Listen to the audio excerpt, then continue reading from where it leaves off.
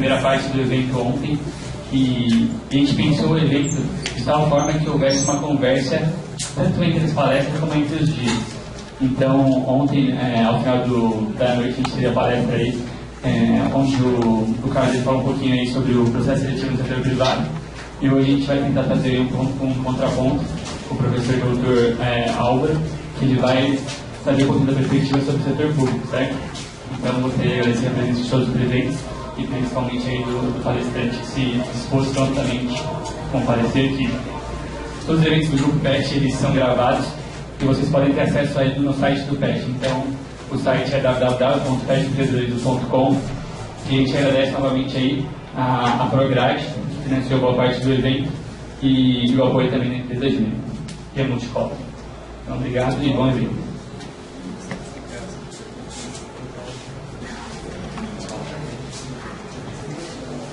Boa tarde. Quero agradecer a oportunidade de estar sentada, aos colegas do Timóteo aqui, os colegas da administração que eu tenho aqui, ao Pérez pela oportunidade, ao Charles, que tantos e-mails trocamos, a Juliana, enfim, a Juliana está ali no fundo, virando. Quer dizer, todo o pessoal aí que se movimentou para me dar essa oportunidade de estar aqui expondo, naturalmente aprendendo com vocês. Deixa eu só falar rapidinho da minha trajetória. Eu me graduei em administração pública, fiz o meu mestrado também em administração pública e fiz o meu doutorado em administração no programa que era de empresas, mas a minha tese também foi em administração pública, e sempre pela Fundação Getúlio Vargas em São Paulo. E entrei na Unesp em 93, portanto completei este ano minha sexta parte, o que significou um ganho salarial significativo, especialmente o brilho dos meus olhos. Desde setembro eu sou um homem muito feliz. Eu já era, fiquei mais ainda. E também trabalhei na administração pública. Trabalhei na Fundap, trabalhei na Implaza, trabalhei na Prefeitura de São Paulo, na Secretaria de Esportes, na Secretaria de Cultura, trabalhei na Prefeitura de Santos, na Secretaria de Desenvolvimento Urbano. Talvez muita coisa puxando aqui para a memória, o tempo já está ficando distante, talvez o velho alemão batendo na porta. Trabalhei em vários lugares, e aí em 2009 eu tive a oportunidade de ser o secretário municipal da Fazenda em Araraquara, né? E aí foi o meu pós-doc de administração pública, né? Secretário da Fazenda de um município é legal pra caramba.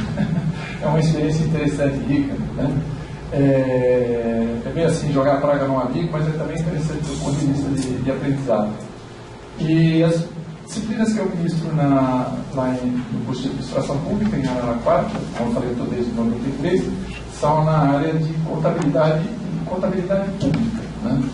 Que é uma área que, do ponto de vista acadêmico, tem muito pouca gente ensinando isso.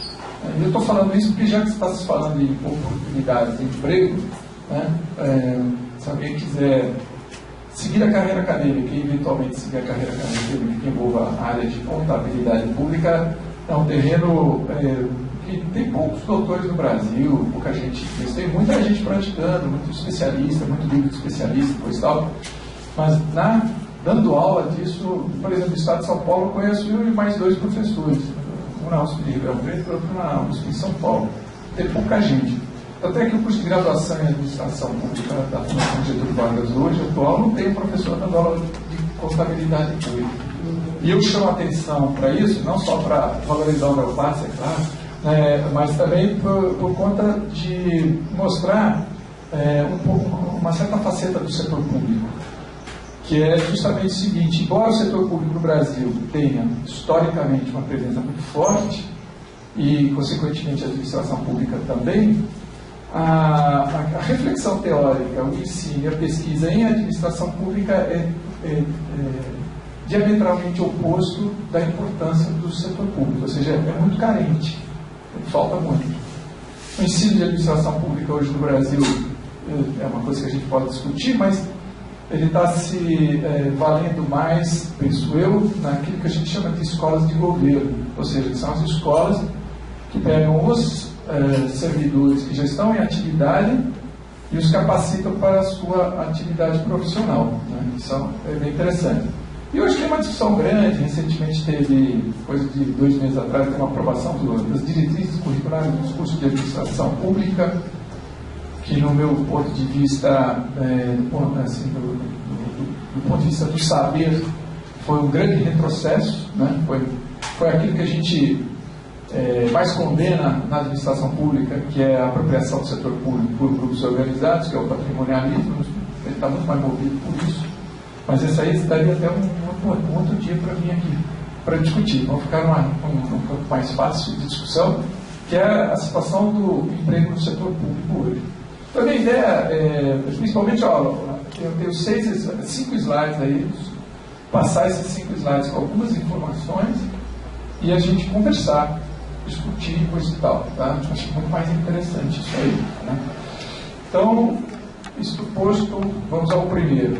Primeira coisa, né, a administração pública, tudo bem que é uma redundância, algumas coisas. Temos do âmbito federal, estadual e municipal, né? Alguns falam isso, nível de governo, esfera, o âmbito. Né? Nós somos nossa estrutura é federativa e aquilo que você vê em termos de união, você vê a reprodução no âmbito estadual e a reprodução no âmbito municipal. Em outros países, aquilo que é federal e aquilo que seria local é completamente diferente. Nós vemos a mesma reprodução. Nós temos, assim, tirando a questão do judiciário, no âmbito do município, você tem uma mini estrutura do âmbito da União, né? A divisão entre 3 poderes, coisa e tal, mas você tem uma reprodução de estruturas, só que abrangendo uma área menor. Né? Só para dizer o seguinte, porque quando se fala pelo mundo afora em discussão de governo local, poder local, tem uma diferença muito grande de discutir poder municipal no Brasil. Poder local, por exemplo, vamos pegar na Itália, você não vai ter... Não, vou pegar na Itália, vou pegar nos Estados Unidos. Você não vai ter uma prefeitura com secretarias, você vai ter outra estrutura de governo. E às vezes, por exemplo, como na França ou mesmo na Itália, uma mesma localidade com várias aldeias estão dentro do mesmo âmbito administrativo. Então são configurações de governo diferenciadas. Então, só chamar atenção a uma coisa que a gente está acostumado a ver, mas para prestar atenção que é diferente. O que pode acontecer é o seguinte, você vai ter um fiscal de rendas no município, vai ter um fiscal de rendas no Estado e vai ter um fiscal de rendas na União. Então você vai ter funções, empregos e atividades semelhantes em níveis ou âmbitos de governo diferenciados. Essa é uma coisa para parar para pensar um pouco. Né? Ou seja, o que faz essencialmente um fiscal de rendas na União, do Estado, essencialmente faz a mesma coisa. Se você chegasse em outros países do mundo, se houvesse fiscais de renda nos mesmos níveis, eles fariam coisas distintas entre si. Então, são carreiras estadual, municipal e federal que são muito semelhantes na sua finalidade. Isso é importante ter a percepção. Depois, a forma da administração pública, me perdoe aqui falar uma coisa que talvez seja conhecimento de todos, mas é importante a gente ter essa noção. Eu tenho a administração direta e a administração indireta. Nos início dos anos 70, a chamada administração indireta foi a que mais cresceu. E isso é interessante de observar pelo seguinte: o ensino de administração no Brasil começa pelo ensino de administração pública. Só que nos anos 70, o emprego no setor privado, ele atrai muito mais do que o ensino, do que o emprego no setor público. E o emprego no setor privado, ele é fortemente alavancado pelas empresas estatais. Então, na década de 70, o que você tem? Um grande crescimento das empresas estatais. Então, as empresas estatais são da administração indireta. Como é que elas se organizam? Ali temos a autarquia, as fundações de emprego. O último item, as empresas. Elas se organizam sob normas de direito privado. O acesso a elas é por contratação, como se faria por qualquer empresa privada. Então você tem um aumento de oportunidade de emprego nas empresas estatais e naquelas que, de alguma maneira, estão relacionadas com ela. Ao final dos anos 90, você tem um certo retorno para o setor público como interesse de emprego. O setor público hoje, vou mostrar uns dados para frente, ele é muito atrativo do ponto de vista de interesse de emprego. Por que ele oferece duas coisas que dificilmente você consegue hoje na empresa privada? A estabilidade e a carreira. São as duas coisas. Isso é muito diferente. A remuneração média dos salários da administração pública direta é uma remuneração média inferior à das empresas. Em alguns setores não, é o contrário. Mas na média, nos cargos mais qualificados, ela é inferior. Só que também a conta que você fazia, era que também eu teria vantagens no período de aposentadoria que seriam muito maiores do que do setor privado, além da estabilidade. Então, ao longo da minha vida em atividade, depois aposentado, o rendimento seria maior. Eu, por exemplo, diferentemente do meu colega Timóteo, eu sou um dinossauro vivo. Ele não é um dinossauro e está vivo. Por quê? Porque eu sou um animal em extinção. Em que situação? Eu tenho uma aposentadoria integral. Eu não gosto de falar isso na vida de Timóteo porque ele começa a chorar. Porque ele não tem essa aposentadoria integral. Calma, desculpa, Timóteo. Não fica assim. Então, isso, naturalmente, é um forte atrativo. Se eu estivesse dando aula hoje em, sei lá, Mackenzie, né? Eu estaria tendo uma carga horária de trabalho de aula maior, mas estaria com um salário muito maior, seguramente. Mas eu não teria aposentadoria integral, coisa que eu tenho no setor público. Então, esses eram fatores que hoje também estão se reconfigurando, não existe mais isso. Né?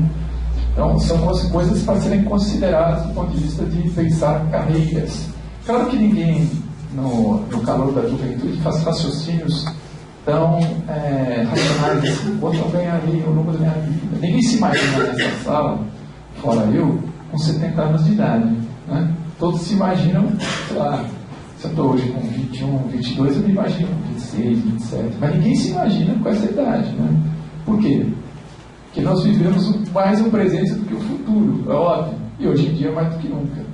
Então ninguém se imagina nessa idade, ninguém faz raciocínios dessa natureza. Agora, olha para o setor público do ponto de vista de uma vantagem imediata, que é a vantagem da estabilidade, ou seja, uma vez lá dentro, dificilmente alguém te tira. Né? E esse raciocínio é perverso, porque se o indivíduo, aos 25 anos de idade, está pensando em se encostar num abrigo seguro, ele já está negando a sua idade, né? Ele já está velho aos 25. Ele pode pensar em estabilidade quando ele já tiver as juntas doendo, dificuldade de subir escadas de degrau curto, limitação de vista, e também limitação capilar e tal. Mas até então não, né? Tem que pensar de outra maneira. Bom, vamos voltar aqui ao nosso assunto. Então, a administração indireta, as empresas estão sob normas de direito privado. Então, supostamente, você trabalha numa empresa e pode ser demitido dela, né? Não é verdade. Se você fizer um concurso público para uma empresa pública, você ganha uma série de vantagens, dificilmente você vai ser demitido. Então, os meus colegas seletistas da Unesp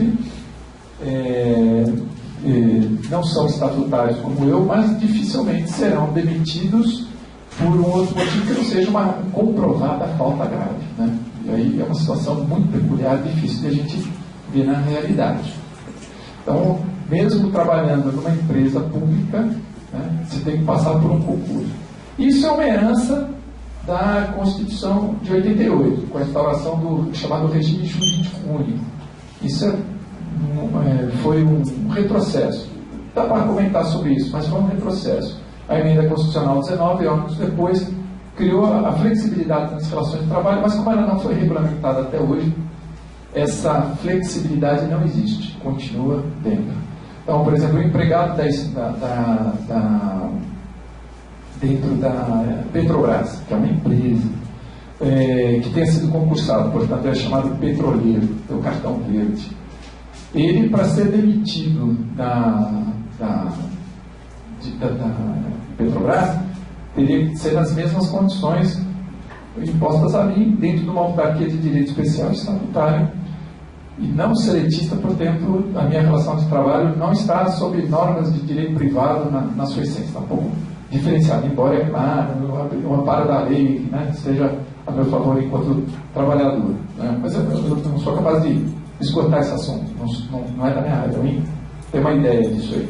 Mas voltando, então a administração indireta ela tem essas formas de gestão, autarquias, fundações, empresas. Autarquia é o que é? Uma autarquia é o caso aqui da Unesp. Uma autarquia é quando está sob normas de direito público. Você cria um patrimônio próprio, né, e lhe dá uma atividade exclusiva. Né? Então, o caso da Unesp, o caso de um muito comum Serviço Municipal de Saneamento, normalmente autônomo, normalmente é uma autarquia. Então, por exemplo, a Unesp, se ela quisesse, é exemplo do que ocorre em Santa Catarina, no Paraná, cobrar mensalidades dos seus alunos para estudar, ela poderia. Né? E eu acho uma boa ideia. Quantos de vocês aprovam? Quem concorda, permaneça como está? Baixa a mão. Então, está aprovado aqui, já vou passar uma baixa assinada aqui. Bom, mas essa é outra história. E a administração direta, né, é aquela mais típica, né, ministérios, secretarias, órgãos e coisa e tal, que seriam, e esses aí que nós vamos mais ou menos falar hoje, né, da administração direta, que é aquela carreira típica de Estado. Mais uma coisa, com a emenda 19, também ficou se definir o que seriam carreiras típicas de Estado. Quais seriam? Aquelas que deveriam ter um forte amparo da lei para protegê-las no seu exercício. Como hoje a gente não tem isso claramente, então o Erivaldo, o baixinho, o indivíduo que me trouxe dirigindo o carro, ele, do ponto de vista formal, ele tem as mesmas garantias para o exercício da sua profissão que teria um juiz dentro do Poder Judiciário. Eu não quero desmerecer o Erivaldo nem valorizar o juiz, mas há que se reconhecer que, do ponto de vista de interesse social, são funções claramente distintas.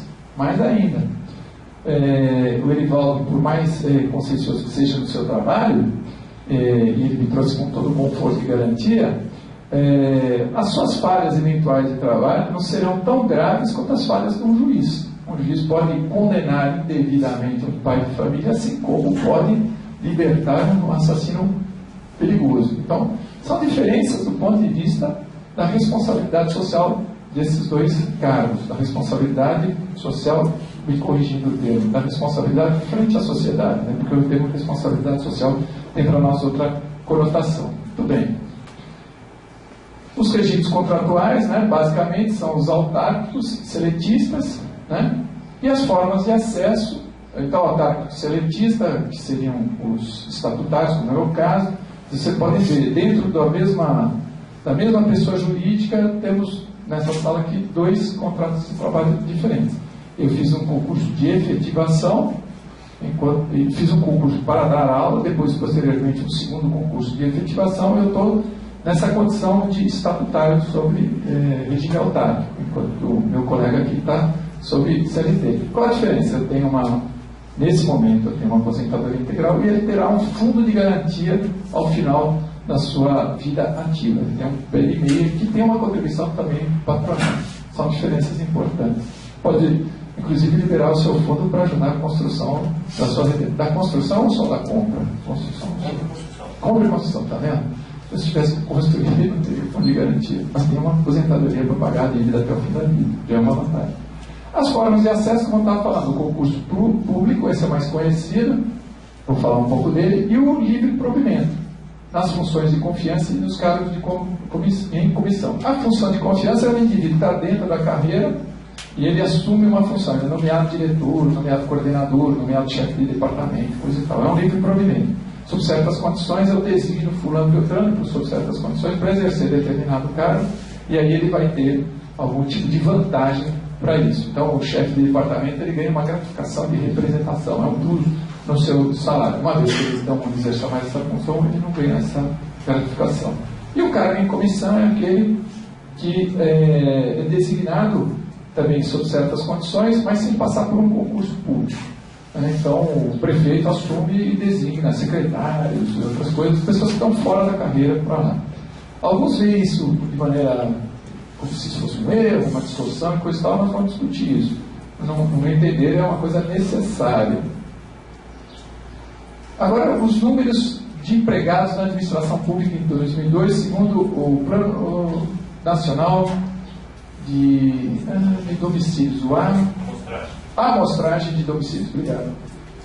Então, estatutários, esses que a gente falou, que é a administração pública direta, né, dessa forma que a gente conhece, o servidor público. Nós temos, em 2012, 3.746.899 pessoas no Brasil inteiro, somando a administração direta e indireta. Sem vínculo permanente, 1.024.275 pessoas. Seletistas, 569.000. Comissionados, 507.000, que são aqueles daquela forma. No total da administração direta, 5,8 milhões de pessoas. O percentual da população do país, 2,98%. A total da direta mais indireta chega a 6.280.213 pessoas e representa o percentual da população de 3,2 milhões. Esses números, para a gente ver, primeiro, qual é o exército de pessoas que o setor público no Brasil contrata e qual é o peso disso em relação à população. Vocês podem ver, é residual, 3,2% da população. Isso para a gente já colocar essa questão do setor público, que a gente sempre tem uma impressão de que ele é um forte empregador. Então, por exemplo, uma ação de governo como o programa de aceleração, programa de aceleração de crescimento, obrigado. A gente acha assim que uma ação de governo, no sentido de ter um forte impacto na economia, pode ser por meio de novos investimentos e, portanto, mobilizando, tendo um efeito multiplicador e empregando mais gente, coisa e tal. Não é isso. Embora o Estado tenha uma presença grande no Brasil, do ponto de vista de participação da renda nacional, a forma da carga tributária, ele também não tem uma presença tão forte do ponto de vista do número de pessoas empregadas. Se você chegar em prefeituras menores, que são a maioria das prefeituras do Brasil, em situações em que a oportunidade de emprego é escassa, é óbvio que o emprego público, em cidades lá com 5, 6 mil habitantes, a oportunidade de emprego vai ser única e exclusivamente o setor público. As outras vão ser atividades econômicas que os indivíduos desenvolvem por conta própria. Então é diferente, né? Então, ali impacta, mas mesmo no consolidado nacional, você vê que não é um negócio de grande tamanho, como a gente às vezes imagina, né? Outra coisa, então, só para a gente ter, que é a faixa azul, 64%, quer dizer, a chamada carreira estatutária, protegida no acesso pelo regime jurídico único, por uma série de uma legislação grande, que protege, garante a estabilidade, é a tônica, né? Então, por tudo que você vem dizendo, flexibilização disso, não sei o quê, modernização da administração pública, continua essa forma a mais presente, né? Isso não é nem crítica, nem, nem vantagem, é simplesmente, no momento aqui, uma constatação de uma realidade numérica. E, por último, isso é obtido de uma matéria do Estado de São Paulo, de 15 de novembro, que é o dado da Associação Nacional de Proteção e Apoio aos Concursos, ANPAC. Antes da gente entrar nos dados, vendo assim, nossa, nós temos uma associação nacional, uma entidade nacional de direito privado, que defende interesse de concurso. Você vê como é que é também, por assim dizer, isso que eu estava dizendo, de uma apropriação de interesses públicos. Você tem uma associação para controlar emprego público. Por um lado ela é meritória, por outro lado é algo para pensar. Afinal, qual é o real interesse de uma associação dessa natureza? É algo para se perguntar. Então, em 2012, aproximadamente 11 milhões de pessoas concorreram ao emprego público. Ou seja, um número muito maior do que a quantidade, o dobro, né, do que a quantidade das pessoas realmente empregadas no setor público. E é interessante. E os cargos no valor de até 25 mil. E aí, mais importante, mais procurados são do Poder Judiciário. Esses cargos de 25 mil do Poder Judiciário normalmente tem como uma exigência prévia ser bacharel em Direito. Então, são cargos interessantes numa determinada modalidade e num determinado poder. Então, vamos pensar com calma.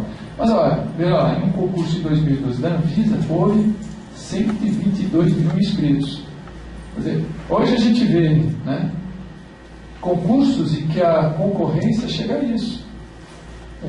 5, 6, 10, 15 mil por vaga.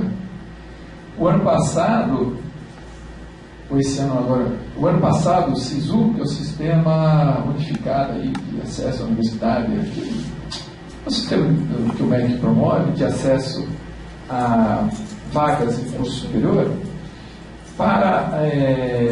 e aí é uma coisa que cada um opta pelo Brasil afora, o que é que eu quero fazer por meio do SISU. O local mais concorrido, que atraiu 130 mil candidatos, que ultrapassou inclusive candidatos para a área de medicina, foi no Instituto Federal de Ensino Superior, num curso técnico de administração pública. Então, assim, no imaginário hoje, a administração pública, dada essa segurança e uma ideia de que são altos salários, atrai muita gente. Então, e o que isso resulta? Resulta em concursos altamente concorridos. É isso que resulta. Isso é a única coisa que a gente compra. Se você fala assim, se a peneira é pequena, e muita gente tentando passar, o que conseguir passar vai ser o de excelência. A gente vê concursos hoje que as pessoas passam, tem uma quantidade razoável de primeiros colocados, porque gabaritaram todo o concurso, todinho. Fizeram das 100 perguntas, acertaram 100, ou pelo menos 99 delas. Né? E aí, por que é? Porque esse aqui é um pouco mais velho, porque esse tem mais título, não sei o quê. Mas assim, pessoas hoje que vivem na seguinte condição por alguns anos, prestando concurso. Né? Param a sua vida profissional, são financiados pela família, só vão nos concursos. Que aí, então, só abrindo um parênteses, que é um problema que não está sendo discutido amplamente nesse país, que as oportunidades de emprego para os recém-formados de 3 anos para cá de forma mais aguda, para os recém-formados em áreas altamente especializadas, elas inexistem. Né? Não existe. O desemprego entre os recém-formados, química, biologia, matemática, física, inclusive um pouco de engenharia também, é altamente elevado. Você está desempregado 2, 3 anos na sua área de formação.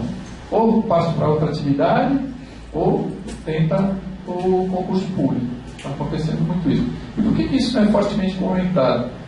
Porque nós temos uma situação de emprego e que isso não aparece, isso não é comentado. A situação é o paradoxo. E por que mesmo numa situação de pleno emprego, o recém-formado qualificado não tem emprego? Porque os investimentos no país não ocorrem. Em alguns setores, por exemplo, o setor químico, a produção química do país encolheu, houve um desinvestimento. Né? Isso é também uma questão para se pensar o ano que vem, quando nós somos repensados como do Brasil com a eleição. Né? Então, parei de fazer uma reflexão, mas tenho certeza que o nosso processo eleitoral e as regras que existem hoje, comandadas pelos marqueteiros, jamais vão entrar numa discussão como essa, que seria uma discussão mais substantiva sobre as reais condições do Brasil. Mas para nós aqui, para ver assim, então, os cargos de até 25 mil, essa matéria do Estadão chama atenção, fala da ANTAC, fala do concurso público, é também uma questão de que existe uma indústria de concursos públicos hoje, altamente remunerada. Né? Produções de livros, apostilas e aulas. Então você olha assim, nossa, 25 mil? Sim. No setor judiciário, bacharéis em direito. Isso é uma notícia, não deixa tão clara.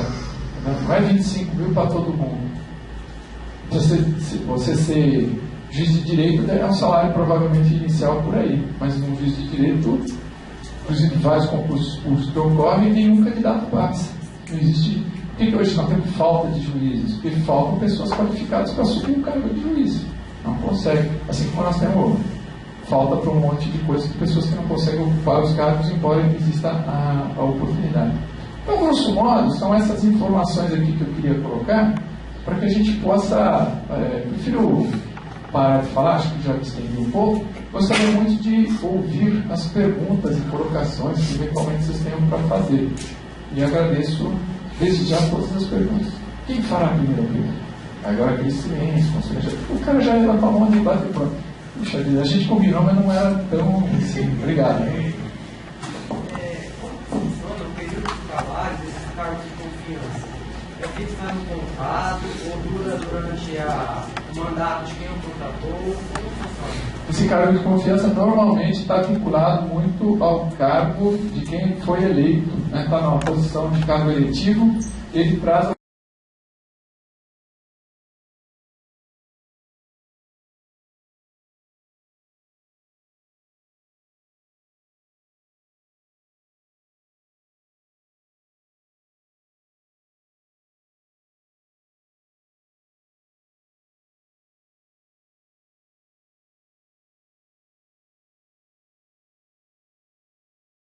algumas pessoas para trabalhar junto consigo quando ele sai e vai embora.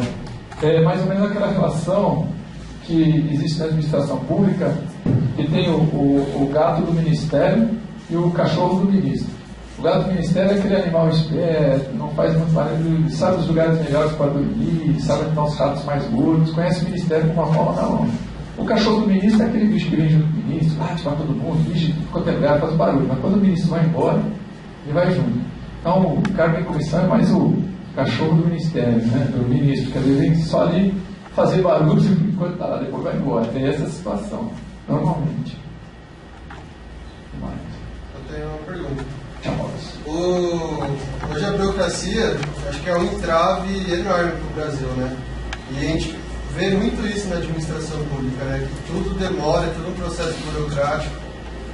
Você sabe de alguma solução que possa, assim, de maneira rápida já começar a impedir essa burocracia?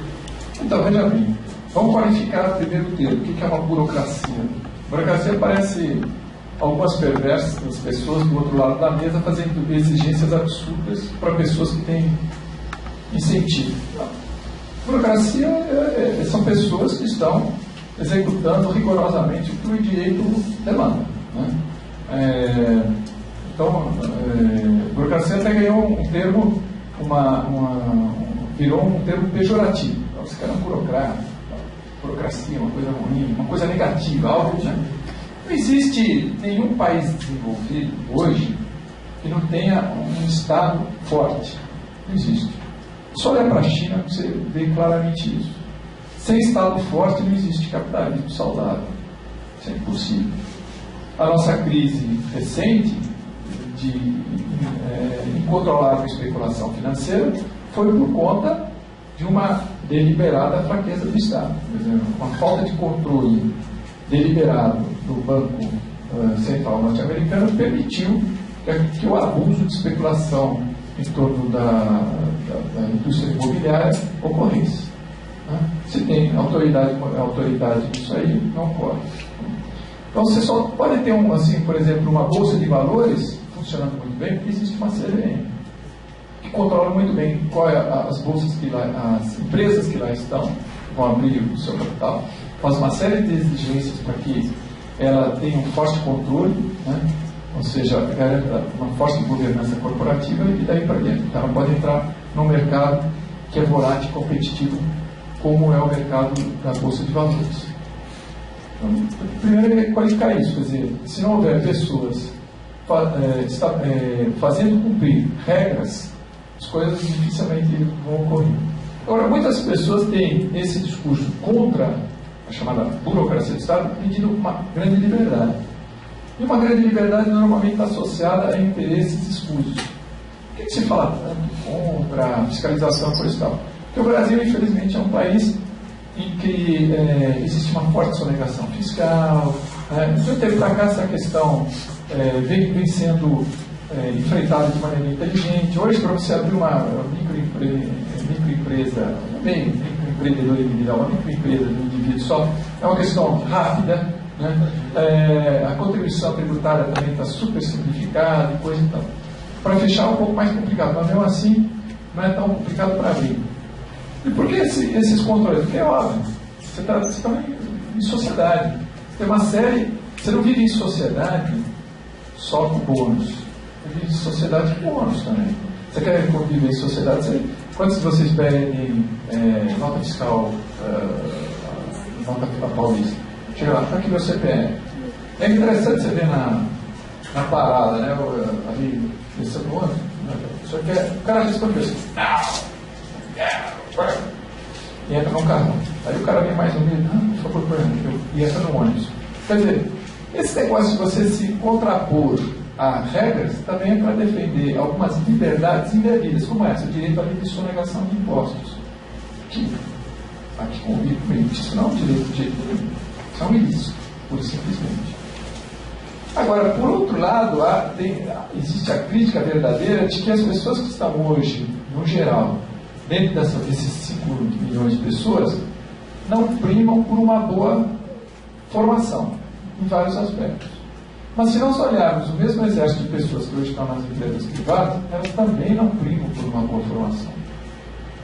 Então nós não devemos exclusivizar, demonizar o Estado e endeusar a atividade empresarial.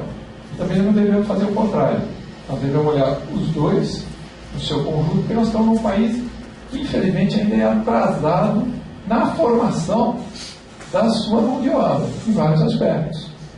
E aí todo mundo condena um ou outro, diz que é isso, que é aquilo. Não. De fato, nós somos um país que é capenga na formação. Você chega lá na população economicamente ativa da França, todo mundo, a maioria esmagadora tem curso superior e a maioria esmagadora tem 2 cursos superiores. Atônico. Se você chegar na população economicamente ativa, no Brasil, essa proporção é ridiculamente inversa. Então, os problemas que nós temos de capacidade dos servidores públicos são os mesmos das empresas. Você chega nas empresas, você tem pessoas encostadas, você tem pessoas que estão lá porque são parentes de alguém, você tem pessoas corruptas, tem pessoas que estão lesando a empresa, tudo a mesma coisa. E dificilmente serão controladas. Então nós temos um país com problemas. Não o setor público com problema. Se fosse o setor público com problemas, era fácil. Reduz o tamanho dele e deixa o setor vigoroso da nossa atividade tomar conta que ele funcionaria. Isso é uma ilusão. Não existe isso. Nós temos, por exemplo, uns anos atrás nós fomos fazer um encontro de docentes, de pesquisadores na área da educação. 2002, mais ou menos. Então eu falei, nesse ano nós vamos fazer uma licitação para escolher o hotel do estado de São Paulo que possa nos acolher por meio de uma licitação. Vamos mudar o esquema. Não apareceu nenhum. Todos têm passivo trabalhista, todos têm passivo fiscal, nenhum deles consegue entrar no processo trabalhista. Estão todos irregulares, todos. Significa o quê? Eles têm funcionários que trabalharam para eles que não recolheram fundo de garantia, tem funcionários que trabalharam para eles que não tiveram carteira assinada. Pô, no Brasil, 60 anos depois de uma CLT. É um absurdo, entendeu? Então nós temos uma precariedade nacional. Agora, o que seria bom de fazer para agilizar? Então, eu quero resolver o Brasil, do ponto de vista do setor público. O que seria bom para a gente fazer para melhorar? E o que tem sido feito? Então, tem se investido em formação de quadros para a administração pública fortemente, já de 20 anos para cá. Principalmente com isso que eu falei, as escolas de governo, coisa e tal. Mas a academia, que somos nós ainda não fizemos o nosso papel, que é pesquisar mais profundamente o que é administração pública. O que é importante formar, coisa e tal. Ter uma produção acadêmica em cima disso, pesquisar sobre isso, falar mais disso. Isso é uma lacuna. Então nós ainda vamos caminhar muito nesse sentido. Ou seja, os problemas da administração pública são os problemas da administração das empresas. Formação dos seus quadros, capacitação das suas pessoas. Se você vai montar uma padaria aqui, você vai precisar de uma coisa básica, um número razoável de pessoas, sei lá, 6, 12, para estar no balcão atendendo. Você vai ter dificuldade de encontrar esse tipo de pessoa. Ela vai se submeter àquele trabalho por 3, 4 meses, aí ela vai no seguro-desemprego e ela volta para isso. Você tem uma série de artifícios hoje que a pessoa não se submete a uma jornada de trabalho de 8 horas, coisa e tal. Entendeu? Isso é uma dificuldade. Então, conseguir um investidor lá em São Paulo, nós vamos montar uma padaria joia, uma padaria 24 horas aqui em Tupã. Vamos montar? Vamos. Cadê o padeiro? Cadê a atendente ali na frente? Cadê alguém para ficar no caixa? Cadê alguém para receber a mercadoria? Cadê alguém para fazer um mísero controle de estoque? Você vai ali. E cadê um empresário com cabeça suficiente para pensar numa iniciativa dessa? outro lado você vai ver dificuldade. E aí que o país é falho. E é isso que a gente precisa equacionar. Não sei quanto que vamos conseguir. Tá? Responder a sua pergunta, vou deixar uma coisa aberta. Tranquilo? Então, assim, dos países que o senhor conhece, qual que é a estrutura governamental que o senhor apoia mais, que acha que é a melhor, assim, que mais se adequa? Então, veja bem, eu vou responder isso, a tua pergunta, não como estrutura governamental, mas onde tem quadros da administração pública mais capacitados. Se você olhar para a França, desde a Revolução Francesa, ou seja, ultrapassa 200 anos, existe uma forte tradição de formação de quadros para a administração pública.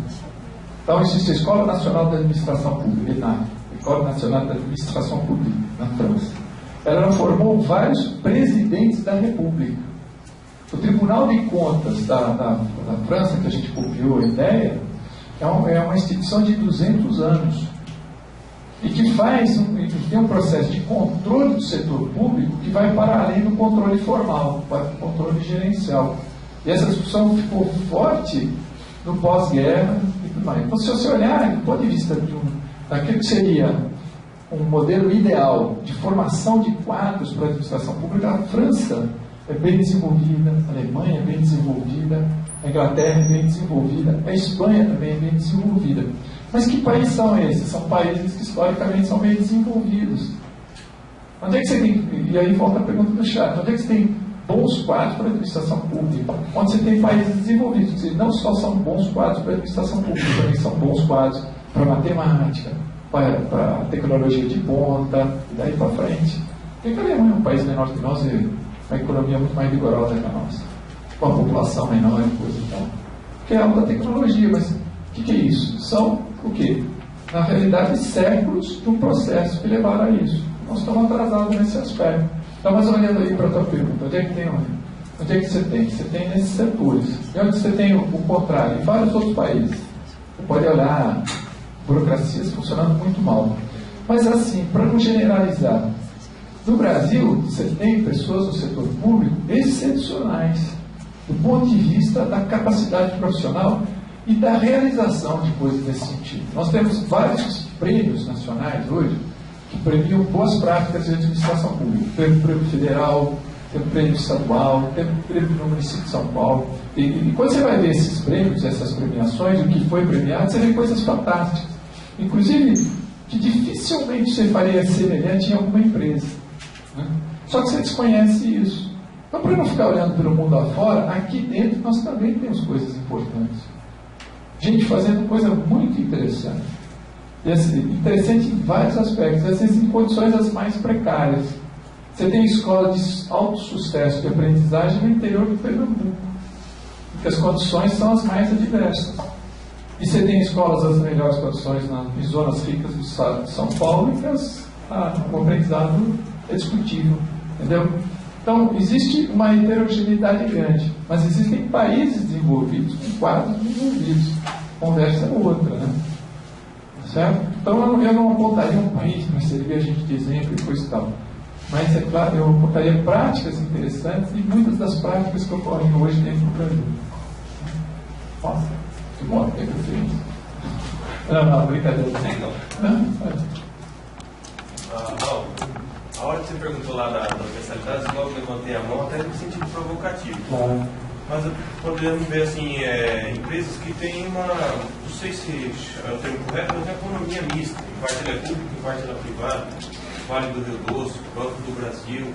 Nós vemos assim, algumas empresas que são totalmente públicas, ainda assim cobram pelo seu serviço. E são muito competentes. Correios é um exemplo tradicionalíssimo em a prestação de serviço de logística, talvez que uma empresa privada não fosse capaz de fazer com o tamanho de malha que é. Agora, em sentido meio conflituoso aí, ou provocativo, como é que você enxerga a prestação de contas numa empresa que é em parte pública e em parte privada? Vale do Rio Doce, Petrobras é a que eu gostaria que você destacasse. E ainda que não tivesse um conflito ideológico de cobrar pelo ensino superior público, mas será que não seria também a cobrança das universidades, não seria também pela população um pouco mais forte, caso houvesse uma parcela de pagamento equivalente ao preço justo? A tua pergunta, Eduardo, é legal, dá para a gente falar um bom tempo, que eu acho que ela pegou em pontos importantes. Deixa eu pegar a tua pergunta e jogar num foco. Seguinte, qual que é a questão do setor público de fundo? É a questão do controle social. Essa é a questão. Então, por exemplo, veja se eu não estou fugindo da tua pergunta, veja se estou na direção. Então, por exemplo, qual é a Unesp? A Unesp é uma universidade pública ou é uma universidade gratuita? Essa é uma pergunta para a gente fazer. Ela é gratuita. Pública é discutível o salário. Essa é a questão do controle social. Então, por exemplo, os Correios e o Banco do Brasil, em boa medida, e a Vale do Rio Doce, são mais públicas, embora empresas sob normas de direito privado, elas são mais públicas do que gratuitas, né, por assim dizer. Elas cobram. Mas, assim, a Petrobras já perdeu faz tempo essa condição de empresa pública, que tivesse um controle social sobre ela. É só ver a situação dela. Toda aquela forte capitalização, há uns 3, 4 anos atrás, já virou 40% do valor. As suas tarifas cobradas são tarifas não da Petrobras, impostas pelo ministro da Fazenda, tendo visto o controle da inflação. Por isso que ela é uma empresa que não adianta. Porque ninguém vai lá arriscar junto com ela em Libra, porque sabe que ela não tem condição de fazer os seus 30% da sua capacidade. Ela é uma empresa sem capacidade de investimento. Então, qual é o controle social sobre ela? Embora ela venda as suas coisas. E nós aqui somos gratuitos. O controle social sobre ela, que deveria ser um controle em se tratando de uma empresa, um controle via mercado, não ocorre. Porque ela não se sujeita às normas de mercado. Se ela se sujeitasse, ela não está na situação que ela está. Ela estava esbanjando lucro. Ela não está esbanjando lucro. Dentro da Petrobras, as pessoas que lá estão, elas têm participação no lucro, acho que, 8, 10 salários de participação no lucro. Fizeram greve recentemente para que essa participação fosse para 15 salários por ano. Isso não sai da imprensa. Quanto é que é a participação e quanto que foi o motivo da greve? Que saísse, o pessoal ia para a rua quebrar aquilo lá, entendeu? Que é isso, que absurdo. Porque há uma apropriação. Aqui então o nosso problema é que a coisa fica mais aguda, porque a Petrobras tem lá, a gente fala em controle pelo mercado, essa coisa. Então, vamos chegar aqui na nossa autarquia, ensino superior, gratuita. Qual é o controle que a sociedade tem sobre nós? E vamos fazer na seguinte relação. Quanto nos financia? 9,57% do ICMS líquido. Isso significa, alguns de vocês, fora os meus colegas docentes, que seguramente sabem a resposta, meus colegas futuros administradores aqui. Quanto que é o repasse do Tesouro Estadual para a Unesp para o ano de 2013? Sabe quanto foi esse valor? Alguém sabe? Quanto? Olha lá, chuta, não tem? Imagino que seja uns 2, 3 milhões. Chutou legal, 2,2 bilhão, certo? 2,2 bilhão. Não existe nenhuma, tirando a Prefeitura de São Paulo, não existe nenhuma prefeitura do Estado de São Paulo que tenha esse orçamento. Nem Campinas. Automaticamente Campinas. Então, o que é isso? É uma apropriação de recursos altamente escassos num volume bastante considerável. O que garante isso? Um item da Lei de Diretrizes Orçamentárias a cada ano, que pode... Mais nada. Não existe. Do ponto de vista formal, é algo pontual decidido a cada ano. Alguém pode chegar um ano e falar assim, como o Serra tentou, e falar, peraí, vamos discutir esse repasse. E vou fazer a Secretaria de Ensino Superior. Pau desgraçado, existe a Secretaria, mas não vale nada. Não manda nada. Quer dizer, nós não temos nenhum controle sobre esses recursos. Nós, quem eu falo, a sociedade não tem nenhum controle sobre o uso desse recurso, o volume desse recurso. E olha, eu passo com vocês, nós somos tão autônomos que a gente, até no controle das nossas finanças internas, ele é mais frágil do que o controle que é exercido do Tesouro sobre o Poder Judiciário e sobre o Poder Legislativo. O Poder Judiciário e o Poder Legislativo são mais controlados financeira e orçamentariamente do que a USP, a Unesp e a Unicamp. Olha que absurdo. Os poderes autônomos mais controlados. Aqui nós não somos poder nenhum, nós temos mais autonomia financeira. Então, a questão de fundo, no meu entender, é essa. Quem controla o quê e no nome do quê? Então, por exemplo, fugindo um pouco da pergunta, mas pegando uma coisa que está atual. Alguns indivíduos invadem a reitoria e exige que o reitor disputa a paridade. O reitor vai lá e abre a discussão. Você viu, o caminho está todo errado, né? Tudo. Mas não, você deixa de lado essa discussão. Corta essa parte do filme. Vamos lá, vamos para essa questão. Vamos discutir a paridade. O que é discutir a paridade? A paridade hoje é discutir. Eu, aluno, e eu, funcionário, quero ter um poder de decisão maior sobre os rumos da universidade. Parece uma coisa interessante, parece uma coisa de mérito e parece uma coisa virtuosa. Né? Vamos melhorar. Poxa vida, por que não existe a mesma discussão para ver como é que nós vamos abrir o nosso canal para que a sociedade tenha mais poder de influência aqui dentro? Aí sempre vai ter algum detrator falando, a sociedade são os interesses do capital, não. A sociedade. E eu vou dar um caso concreto para vocês verem do que eu estou falando. Nós temos hoje no estado de São Paulo mais de 40 OS, são organizações sociais na área de saúde. São hospitais públicos, financiados por recursos do SUS e que atendem muito bem a sua finalidade. Tapicirica da Serra, Hospital do Câncer em Barretos, Hospital do Câncer em Jaú, e daí para frente. Eu não sei se o de Jaú é nessa condição, mas existem vários hospitais que estão nessa condição. Do que eles são diferentes? Eles são diferentes que a sua alta administração é compartilhada. Tem o Estado, tem o pessoal do hospital e tem os interesses de usuários. E a relação de pactuação de transferência de recursos é em cima de resultados, que o SUS permite isso. Então há um contrato de gestão, que é uma prática iniciada na França nos anos 70. Eu compro de você determinados serviços por ano e repasso recursos nessa função.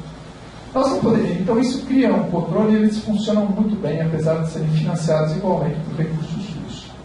São hospitais que têm menor número de filas de espera, maior resolubilidade, daí para frente. Funcionam melhor, de forma inequívoca. Então, a nossa universidade, trazendo isso, qual é o controle que a sociedade exerce sobre o dinheiro que ela paga fortemente, que ultrapassa hoje no conjunto 10 bilhões de reais, e os resultados que nós apresentamos para essa sociedade? Qual é? Não existe essa discussão. E uma coisa que fundamenta isso que eu estou dizendo, se amanhã uma maioria parlamentar na Assembleia Legislativa do Estado de São Paulo falar o seguinte, não passo mais 9,57% para as 3 universidades, nós vamos passar isso sob outras condições que não essa, ou seja, nós vamos ver, essa maioria parlamentar, por um motivo qualquer, vai se valer de uma questão muito simples, eu não sei o que vocês estão fazendo por dinheiro. E nós nunca vamos saber dizer para os outros o que nós estamos fazendo efetivamente por dinheiro. Vamos saber nos defender do ponto de vista de reais interesses sociais. Então eu volto para a história do controle social. A questão maior, no meu entender, é quem exerce controle sobre nós, em nome do quê e como que está exercendo esse controle. Então, vamos dizer, Correios, né? Está numa situação de monopólio? Não mais. Mas o que ele tem? Altamente eficiente. Olha que fizeram de tudo para ele se tornar eficiente. Altamente eficiente. Por isso que ele se mantém ativo e dominando o mercado. Agora, o Petrobras, por que ela é monopólio? Porque existe uma legislação para isso. Porque do ponto de vista de controle do mercado, já tinha ido, já tinha saído, já tinha aberto falência. Bem daí. Entendeu? Agora, as empresas, muitas empresas hoje, elas, mesmo pertencentes a grandes empreendedores, corporações, elas têm muito mais controle social do que nós. Elas têm muito mais responsabilidade social, elas têm muito mais responsabilidade ambiental, elas desenvolvem programas interessantes, elas se submetem para os interesses do capital, mas controles outros de sociedade muito maiores. É isso que a gente precisava aprender. Fui na tua pergunta. Por favor. Eu queria saber a opinião do senhor sobre um assunto que é discutido hoje em dia. Desculpa, eu não ouvi o comecinho. Fala um pouquinho mais alto. queria ouvir a opinião do senhor sobre um assunto sendo discutido hoje em dia. Ah, foi não. Qual a opinião do senhor em questão de cotas no serviço público? Cotas. Então, aí é uma questão polêmica, né? Que cotas é aquela história? Ano passado era a favor de cotas. Aí um dia, meu colega Dagoberto, do Movimento Negro, me botou numa mesa para intermediar um debate entre dois representantes negros de movimento negro, um defendendo violentamente a cota e o outro sendo contra. Eu saí do debate sendo contra a cota, pelo meu colega negro que chegou lá e falou, não deve ter cota. Aí passa aí o tempo e diz, olha, cada vez, quanto mais se discute, é duro ter uma questão definitiva na questão da cota, né? Um amigo meu, professor da área de pedagogia, quis fazer um filminho, ele chegou para mim e falou assim, o que você acha das cotas? Eu fiz a seguinte pergunta para ele, a cota é um limite ou ele pode ser ultrapassado? É 50% para alunos? E se for mais que 50%, não pode? Né? Então o ideal é o seguinte, que tivesse cota, né? Você falou a pergunta do absurdo, que ninguém parou para pensar, tem a cota para garantir, mas se for maior que a cota pode entrar? Né? Não, maior que a cota não pode entrar. Peraí, que história é essa? Tem porteira aberta, mas a porteira é estreita. Então, é algo para se pensar. Agora deixando de lado isso. Agora, vamos olhar para a realidade do país. Existe uma segregação racial no país? É óbvio que existe. Eu estou na universidade, na Unesp, há 20 anos. Quantos alunos negros brasileiros eu dei aula em 20 anos? Negros brasileiros. 5, 4, 6, em 20 anos. Eu brinco, sempre brinco. Os únicos negros que eu dei aula em 20 anos são os importados. Todos que vieram da África. Sempre tem. Esse ano tem o do Timor, uma do Togo. São os alunos, eu gosto deles, né? O Emanuel foi um aluno no ano passado, menino esforçado pra caramba. Então, existe uma questão de solidariedade, uma dívida do Brasil com esses países, principalmente da África, uma dívida social, porque nós escravizamos e agora temos que devolver quadros para eles. Né? Então nós temos que fazer isso. Então, do ponto de vista assim, da realidade social dos países, não tem acesso. E aí aquela história, assim, no curto prazo, a cota responde. Você franqueia o acesso para pessoas que estão sendo efetivamente segregadas na nossa sociedade, porque elas não estão chegando em acesso interessantes, nem em situação de igualdade. Agora, do ponto de vista assim, do longo prazo, isso não se resolve. Assim, por que elas não estão chegando? Onde é que está? Porque é óbvio que as pessoas negras nesse país estão numa condição socioeconômica mais vulnerável, diferenciada, inclusive pela segregação que a gente as impõe, né, as exclui, e elas têm acesso no ensino público. Então, por que nós não vamos atuar na questão do ensino público? Porque alguém sempre faz, agora tem os royalties do petróleo, põe mais dinheiro no ensino público. Se fosse essa a questão. A questão do ensino público não é falta de verba. Você pegar os dados históricos, cada vez se investe mais. Salário médio, piso de entrada. Não é um lugar ruim do ponto de vista de empregabilidade para trabalhar. Mas não está funcionando. E ela não está funcionando porque falta uma grande discussão política na nossa sociedade sobre a finalidade do ensino público de base. Ela foi deixada de lado. A classe média virou as costas para o ensino público, botou seu filho abrigado no ensino privado e que se dane ele. E não até hoje você não tem essa mobilização. Agora, para promover isso é mais difícil, muito mais complexo. Mobilizar a sociedade em favor do ensino público, tendo em vista que essa é a porta de acesso principal daqueles que são segregados pela sua condição racial. Então a gente vai na situação imediata. Na situação imediata, vai resolver o cara que está com 17, 18 anos de idade, que não tem porta para entrar, vai resolver. Então ele vai falar, no caso resolveu, e é óbvio, no caso dele a gente tem que resolver. Agora, no ponto de vista mais de fundo, a gente não está resolvendo. E não estamos resolvendo, e aí fica uma discussão confusa. Porque a discussão é confusa do seguinte: o que é que nós estamos discutindo? Nós estamos discutindo cota ou nós estamos discutindo segregação racial? Então, nós estamos discutindo cota. Quando a gente tem que estar discutindo segregação racial. E onde ela se faz de maneira mais contundente é na escola pública. Quando eu falo aqui na escola pública, eu estou botando o dedo na direção de um grupo de pessoas grande e chamando a ela a responsabilidade social da segregação que ela está impondo. Porque ela faz isso de maneira cotidiana e não perceptível. Deixa eu só fugir um pouquinho do assunto, mas chegando nisso aí. Tem a Ana Arendt, tem um filme dela recente. A Ana Arendt é uma filósofa e ela foi para judia, teve campo de concentração, fugiu, conseguiu sobreviver e fugiu para os Estados Unidos. Aí quando ela estava aí prendei na Argentina um dos caras que foi responsável por milhares de mortes em campos de concentração. E ela vai assistir em Israel o julgamento dele. E quando ela vai lá, ela faz uma série de reportagens, e quando ela faz essas reportagens, o mundo cai na cabeça dela. E o que ela percebeu é o seguinte, que aquele indivíduo, primeiro, era um cara medíocre. Ela achava, inclusive, do ponto de vista psicológico, um cara medíocre. E aquele cara, sem alma, tal, ele ajudou a produzir um dos maiores horrores da nossa história recente, e se envolveu com isso com uma certa normalidade. Ele não era um monstro, carniceiro, sanguinário. Ele era um indivíduo, pasme você, normal. Então, ele chama atenção, e aí todo mundo cai na cabeça dela. Eu acho que essa é a grande contribuição.